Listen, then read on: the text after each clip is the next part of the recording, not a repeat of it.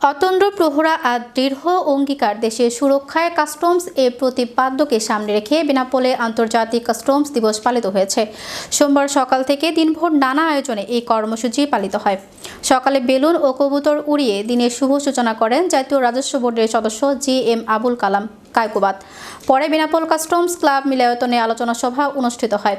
অনুষ্ঠানে Jessore customs excise ও VAT commissioner Masud Rana, Jessore commissioner of customs excise ৩ VAT Abdul Hakim, Benapole C and F agent অ্যাসোসিয়েশনের সভাপতি আলহাজ শামসুর রহমান, বেনাপোল কাস্টমস কমিশনার মোহাম্মদ ফাইজুর রহমান প্রধান অতিথির বক্তব্যে বলেন, দেশের অর্থনীতির চাকা সচল রাখতে রাজস্ব আদায়ে প্রতিটি কাস্টমস কর্মকর্তাকে যথেষ্ট আন্তরিক এবং দারিদ্র্যমুক্ত বাংলাদেশ গড়তে দেশের সকল নাগরিককে ট্যাক্স ও ভ্যাট প্রদানে এগিয়ে আসার আহ্বান জানান। ইতিমধ্যে আপনারা কাস্টমসের ভূমিকা, কার্যপরিধি সবকিছু সম্পর্কে মোটামুটি একটা ধারণা এখানে যারা আছে তারা আগে থেকেই জানতেন। আজকে আরও সেই ধারণাটা আরও একটু সারিত হলো।